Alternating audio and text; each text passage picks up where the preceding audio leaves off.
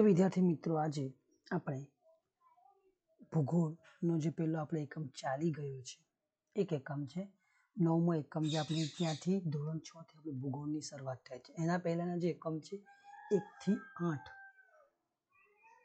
થી 8 નો એકમ સમજાવી દઉં છું 1 થી 8 એક મિનિટ ઓકે આ 1 થી 8 જે એકમો છે એ ઇતિહાસને લગતા છે બરાબર એને આપણે આખું ભણાવી દીધું છે કમ્પ્લીટ ઓથેન્ટિકેટ સોર્સ જીસીઆરટી ની ધોરણ 6 ની બુક છે એના આધારે આપણે સમજાવેલું છે બરાબર હવે જે 9 થી શરૂ થઈ રહ્યા છે એકમ એ તમારા ભૂગોળના છે એના માટેનો કયા કયા એકમમાં કઈ વસ્તુ આવેલી છે તે આપણે સ્પષ્ટ રીતે સમજાવેલી છે જ બરાબર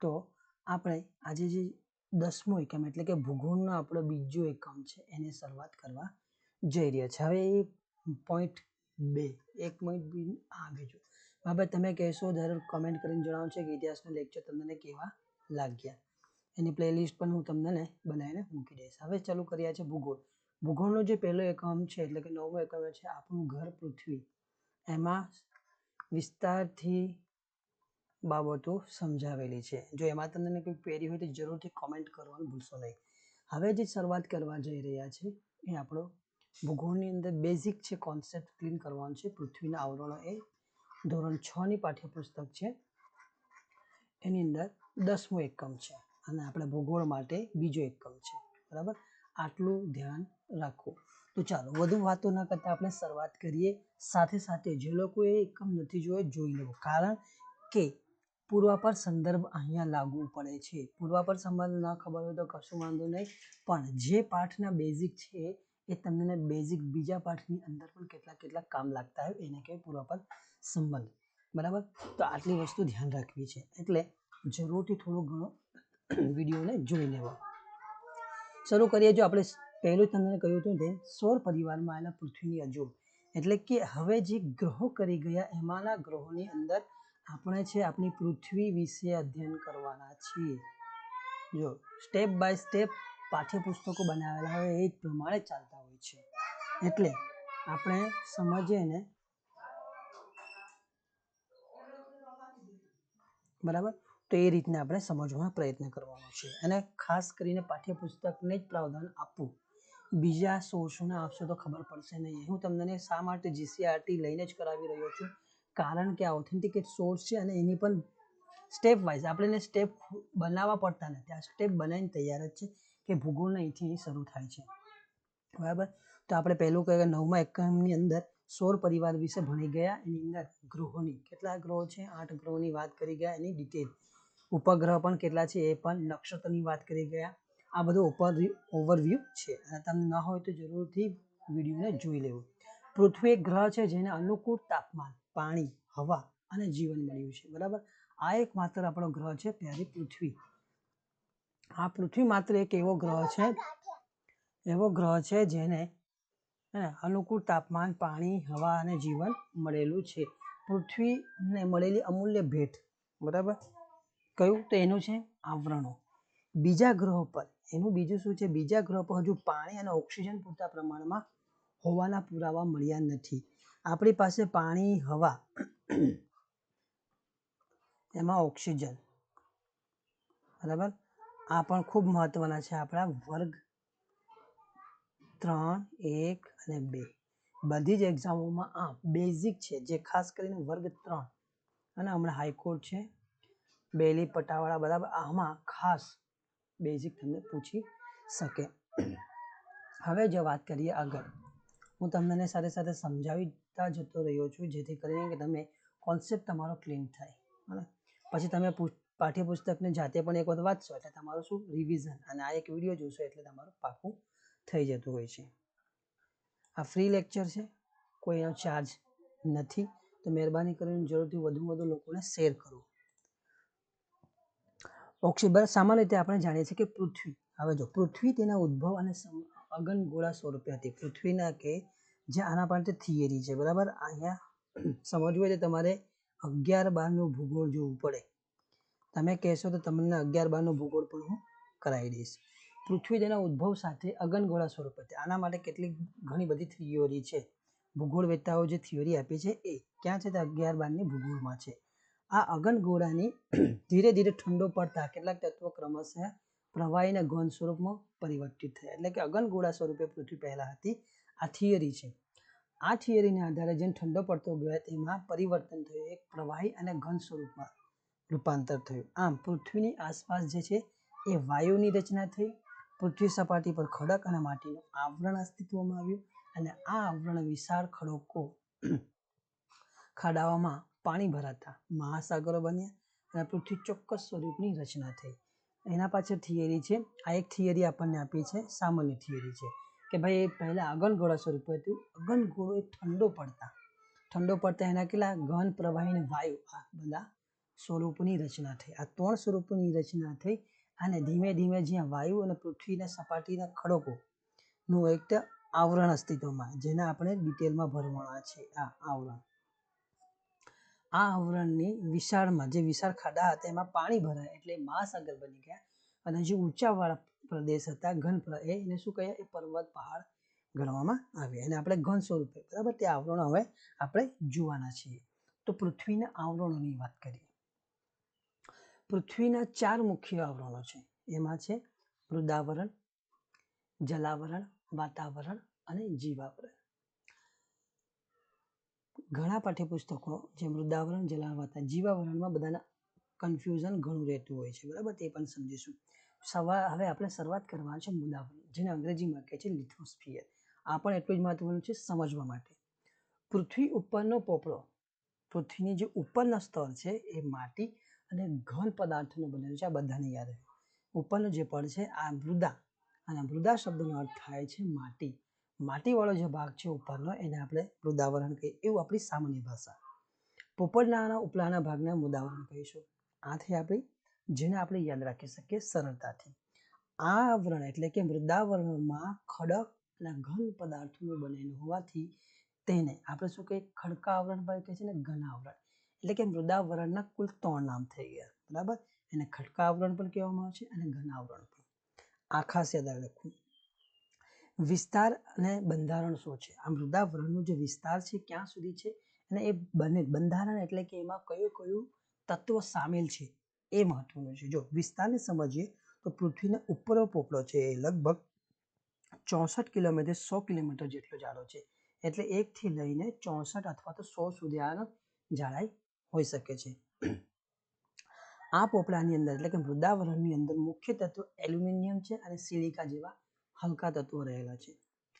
હવે જોઈએ કે આ તો જમીનની સ્તર છે, પણ ઊંડા સમુદ્રમાં કેમ કે સમુદ્રની અંદર પણ તળ છે ને, નીચેનું તળ, આ સમુદ્ર છે, આ સમુદ્રની નીચે જે આ તળ છે ને, આ તળની પણ જાડાઈ છે. પણ એ તળ કેવું છે? કેમ કે પૃથ્વી જે અહીંયા છે અને આ સમુદ્રની સપાટી છે ને અહીંયા મૃદાવરણ છે, પણ સમુદ્રની સપાટીની નીચે પણ મૃદાવરણ છે.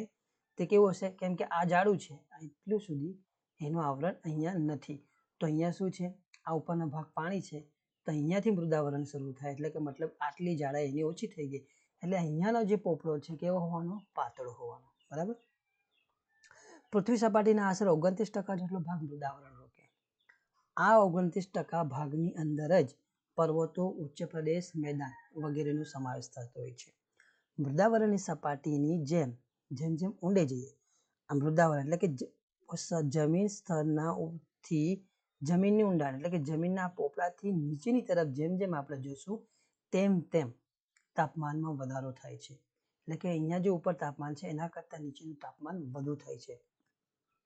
એ પણ કહ્યું છે, આ પરીક્ષામાં પૂછાયેલો છે. સામાન્ય જ્ઞાનની અંદર વર્ગ 3ની અંદર પૂછાયેલો પ્રશ્ન કે દર અને વિધાનવાળા વાક્યમાં પૂછાયેલો પ્રશ્ન છે. 1 કિલોમીટરની ઊંડાઈ જતા આશરે 30 ડિગ્રી સેલ્સિયસ તાપમાનમાં વધારો થાય છે. અહીંયા વધારે ગરમીના કારણે અંદરના ખડકો પીગળી પણ અર્ધપ્રવાહી સ્વરૂપનું ઘટ સ્વરૂપ ધારણ કરે છે, બરાબર. જેમ ગરમી વધારે હોય છે તે અંદરના ખડકો શું થાય છે? પીગળવા માંડે છે અને કેવું? અર્ધ સ્વરૂપમાં હોય છે. સંપૂર્ણ પીગળે તો એ પ્રવાહી સ્વરૂપ થઈ જાય. અર્ધ સ્વરૂપ, ઘટ સ્વરૂપ એને આપણે લાવા તરીકે ઓળખીએ છીએ અથવા તો મેગ્મા, બરાબર. તો આ જે મેગ્મા છે પીગળેલા દ્રવ્યને આપણે શું કહે છે? લાવા અથવા તો મેગ્મા કહીએ છીએ. આ મેગ્મા વિશેની માહિતી આપણને ધોરણ 7 ની અંદર આપેલી છે ખૂબ વિસ્તારથી જ્વાળામુખી વિશે, બરાબર. કેટલાક વાયુઓની હાજરી હોય છે. અહીં ઉપરના ખડકોનું દબાણ પણ વધારે હોય છે, કેમ કે જેમ આ ઘટ પ્રવાહી પીગળે એટલે નરમ થાય તો ઉપરનો જે સ્તર છે એ શું કરશે? નીચે ધસી આવે, નીચેની તરફ આવે, એટલે કે એના પર દબાણ પડે છે. આ જ દબાણ અને ગરમી, અને આ અર્ધ પ્રવાહી જે ઘટ સ્વરૂપ થાય છે એની ગરમી અને ઉપરના જે ખડક છે, ઉપરનું જે ખડકો છે એનું દબાણની જે પરંપરા વિરોધી બળ વચ્ચે સંતુલન જળવાય છે, અને એ જ પૃથ્વીના પોપડાને ફાટી જતો નથી.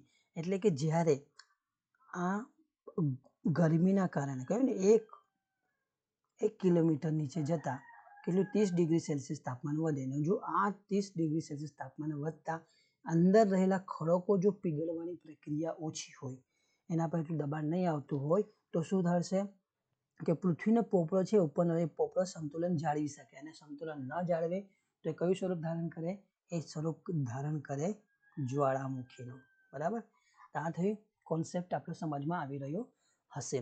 હવે મૃદાવરણનો જીવાવરણ અને વનસ્પતિ જીવન સાથે પણ ગાઢ સંબંધ છે. એટલે આપણને બધાને જ ખબર હોય ના હોય એવું બને નહીં, કેમ કે મૃદાવરણ પર જ શું છે? આપણું જીવાવરણ ટકેલું છે ને વનસ્પતિ જીવન છે, કેમ કે મૃદા પર વનસ્પતિ છે અને આપણે પણ જીવતા છીએ. આ આપણે જીવતા હોઈએ તો એમાં ઘર, પાણી, ખેતી, ઉદ્યોગ બધું શું છે? મૃદાવરણ સાથે સંબંધિત છે.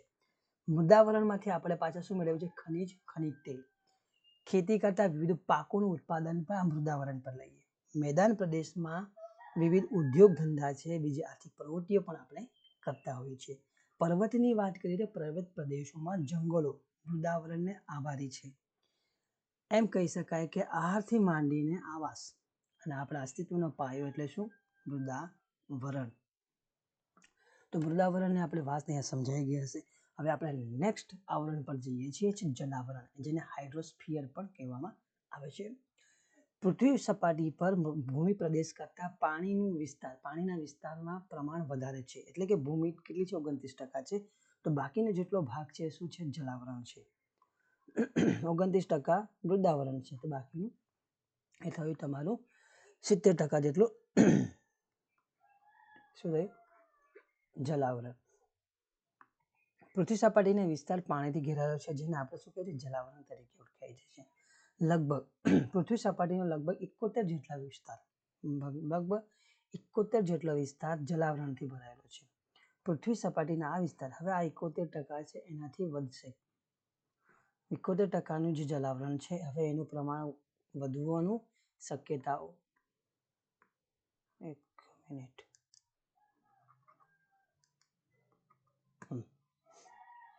71%થી શું એનું પ્રમાણ વધવા જઈ રહ્યું છે?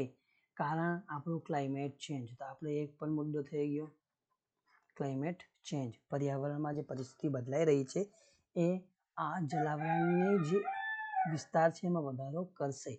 એ પણ સમજીએ કે રીતના વિસ્તાર વધારે કરશે. પૃથ્વી સપાટીના આ વિસ્તાર એટલો વિશાળ છે કે જે આપણા ભૂમિખંડો છે ને એના વિસ્તારની આગળ શું દેખાય? ટાપુ. પૃથ્વી પરના વિશાળ જળરાશિ ધરાવતા ભાગોને આપણે મહાસાગર કહીએ છીએ. આ મહાસાગરની વ્યાખ્યા તમને અહીં મળી ગઈ, બરાબર.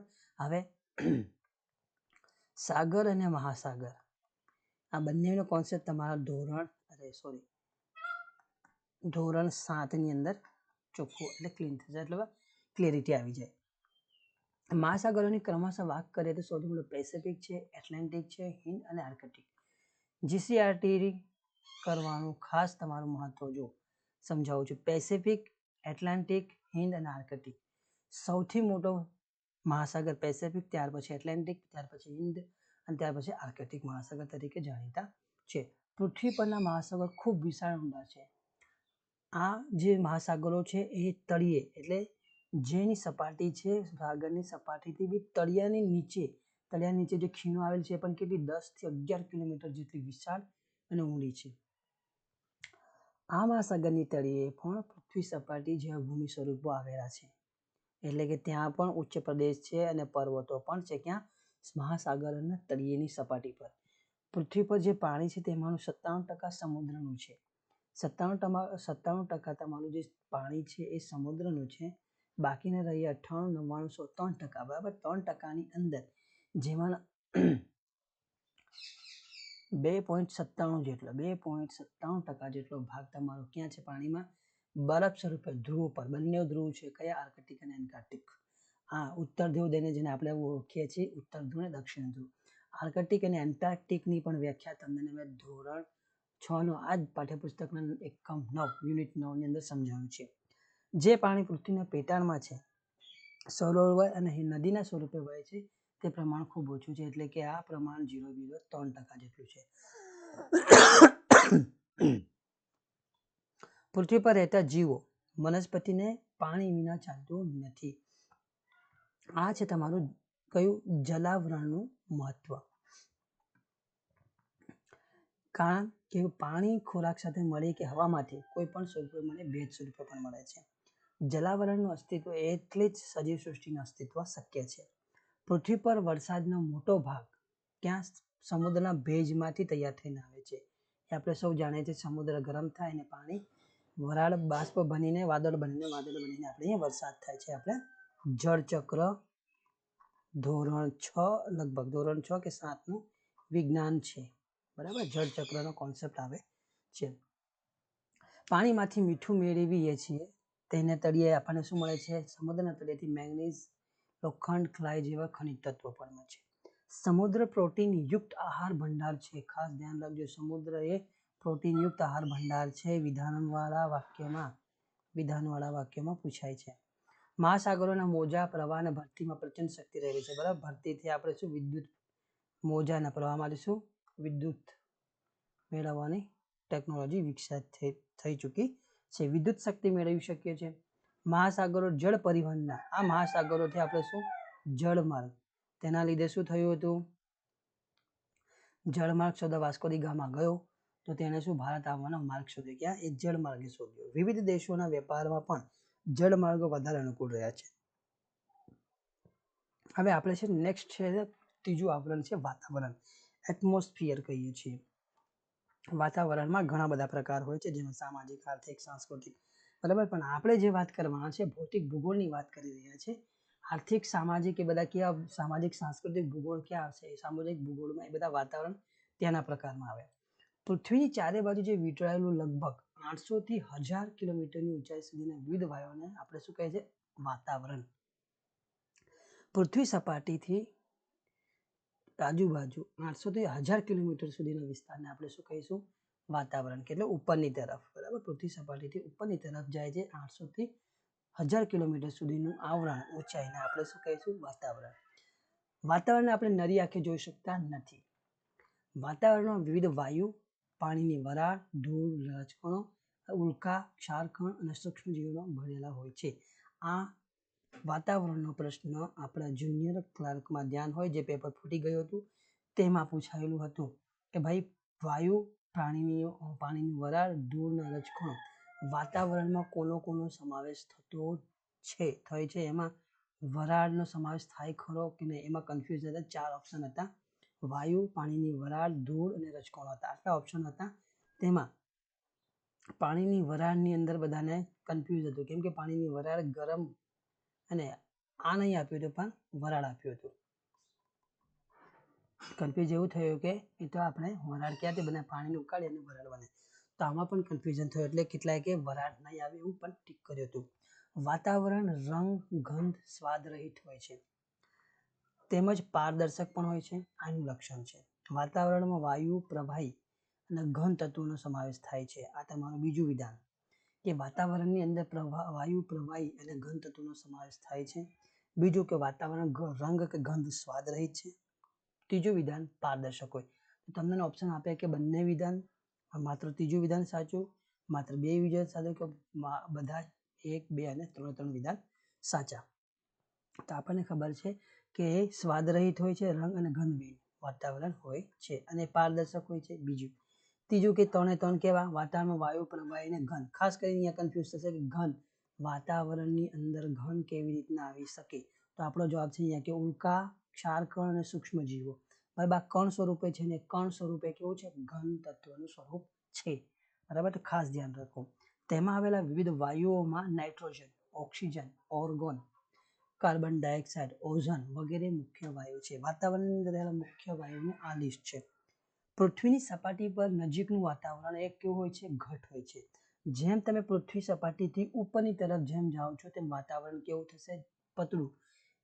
નીચે હશે તો ઘટ હશે અને જેમ ઊંચાઈ તરફ જશો ત્યાં આગળ શું થશે? વાયુનું પ્રમાણ ઘટતા કેવું એ સ્તર પાતળું થઈ જાય છે. હવે વાત કરીએ આપણે ખૂબ મહત્વનું જે છે એને આ પાઈ ચાર્ટ દ્વારા સમજવાનો પ્રયત્ન કરવાનો છે. જે આ વાયુ આપેલું સર્કલની અંદર અલગ અલગ કલર આપેલા છે એ વાયુનું પ્રમાણ. બરાબર. પ્રશ્ન તમારો બની શકે નીચે જણાવેલા વિધાનો પર વિચાર કરો.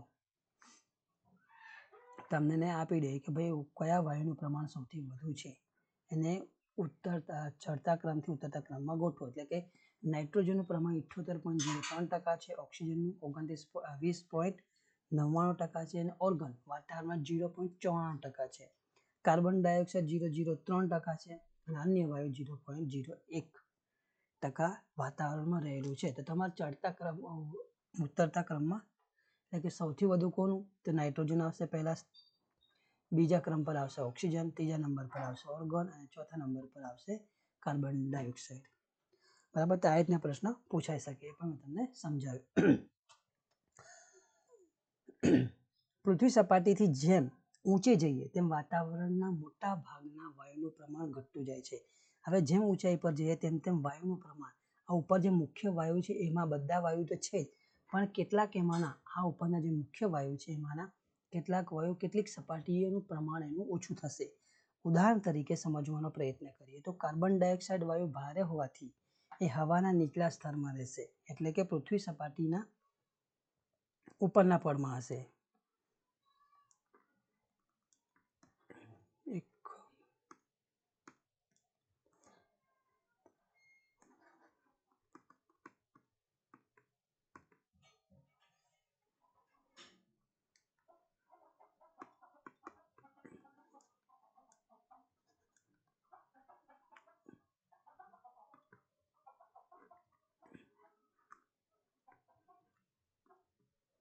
ચલો. કાર્બન ડાયોક્સાઇડ વાયુ ભારે હોવાથી હવાના નીચલા સ્તરમાં તેનું પ્રમાણ વધારે જોવા મળે. ઉપર જતા તે પ્રમાણ કેવું થઈ જશે? ઓછું. ઉદાહરણ તરીકે આજે નીતિને તમને ચાર્ટ સાથે સમજાવીએ તો કાર્બન ડાયોક્સાઇડ આશરે 20 કિલોમીટર ઊંચાઈ પછી, એટલે અહીંથી આ પૃથ્વીની સપાટી છે તો આ સપાટીથી ગણીને તમારા જે 20 કિલોમીટર સુધી, અહીંયા 20 કિલોમીટર સુધી કેવું તમને કાર્બન ડાયોક્સાઇડ, અહીં 20 કિલોમીટર તમે ઉપરની તરફ જશો એટલે તમારું શું થશે? આ કાર્બન ડાયોક્સાઇડનું પ્રમાણ ઘટી જશે. ઊંચાઈ પછી ઓછું થાય. તે રીતના પછી ઓક્સિજન તમે અહીંયા 20 કિલોમીટર 10 કિલોમીટર અહીંયા સુધી તમારું ઓક્સિજન વાયુનું સ્તર રહેશે. 110 થી ઉપર જશો એટલે તમારું ઓક્સિજનનું પ્રમાણ ઘટી જશે. બરાબર.